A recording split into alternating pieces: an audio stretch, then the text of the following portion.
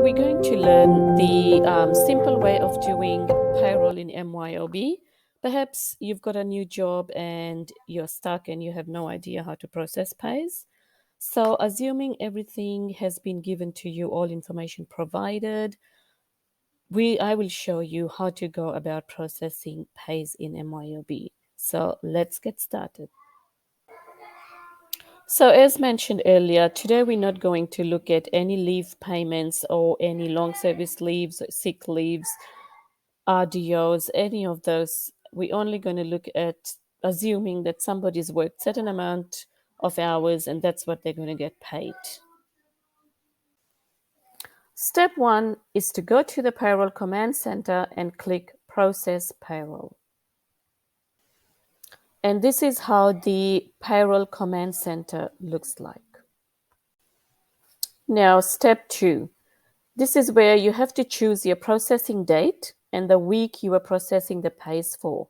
Some people process pays weekly, some do fortnightly, or some do monthly. So that's the period you will be choosing in this step. Okay, so this is how the pay period screen looks like. You can either choose to pay an individual employee if suppose you've missed in the last pay period, you can choose that in here. But today we are just doing a simple pay run for all employees.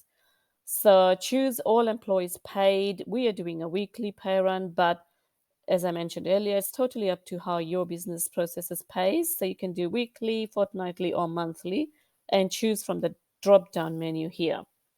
Then you have your payment date. Then you have your pay period. So according to your requirement, monthly, weekly, or fortnightly, you choose your pay period start and pay period. And also some companies do Monday to Sunday, some do only Monday to Friday. So it's really up to how your business works in this instance. Okay, step 3. So you come to this screen where all your employees are listed, and now you're ready to pretty much process the pays. You need to untick all employees and only select the ones that you want to pay. You can do this either by selecting all of them at once or going one at a time. I personally like to do one at a time. So this is how that screen looks like. And as you can see that I've circled how you can untick all the employees and just choose the ones that you would like to pay. You might actually pay all of them, so you can leave them all ticked. But as I said earlier, I prefer ticking one at a time just because then I know who I have entered the information for and which ones are missing. Okay, now we're going to click on the blue arrow button to open up the employee information so we can enter the components of their wages. This is how the employee card or timesheet or information looks like. So you can see that we are saying that we are paying from the EFT account and the payment method is electronic because all our pays are transferred from bank to bank rather than issuing a check or cash in hand. There's a check number there which can, if you want, the system can generate an automated number for you, or some companies just simply prefer putting EFT for electronic transfer, or however your company works. You might have a system going on there with a sequential number that you'd like to put in there. The payment date that you chose before comes up in here, and the period start and ending date. Now, in this video here, we are assuming they've only done the base pay of the base hours of 38, and that's how it's calculated by their rate. You can see the PAYG withheld and the annual leave, sick leave, and the long service leave accruals, and also the superannuation guarantee. If you had anything else, we would have entered that here, but in this video, as I mentioned earlier, we're only looking at the very basic pay process. Okay, so this brings us to step number 5. Once all information is added for your employees, hit record. Since all pays are STP now, single touch payroll in Australia, we will have to report this straight away to the ATO so they can get the information through their tax and super. And that's what we'll learn in step number 6. You need to enter an authorized sender's name in this section. That would normally be the payroll officer, which is you.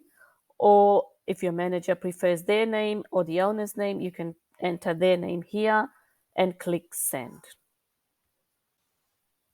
Okay, normally in this screen here, you would say your payroll has been reported to the ATO, but in this instant, it says it has been recorded, but we could not report. Don't worry, it does happen sometimes. There are reasons why. Sometimes your employees could be missing a tax info, tax number, or your superannuation number. So then you just say learn how, and it will take you to the next instructions. So that's it. Your pays are done. You've recorded the employees, you've sent it to the ATO.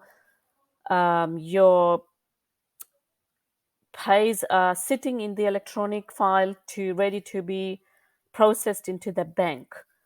So after you've processed your pays in the bank, you go back to your payroll command center and click on print or email pay slips to your employees. And that's how you tick all the employees that require the pay slip and say send.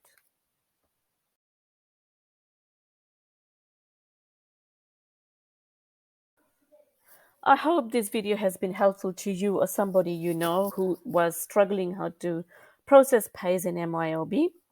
Please stay tuned with Learn Bookkeeping, and we will be bringing you short videos like this on different lessons on MYOB, QuickBooks, and Xero. I am also working on other software like Dext and HubDoc, which are relating to your bookkeeping tasks. If you want to get a proper course, please visit www.learnbookkeeping.com.au. We have a special going on at the moment on Xero bookkeeping courses. Don't forget to subscribe and like my videos. Thank you.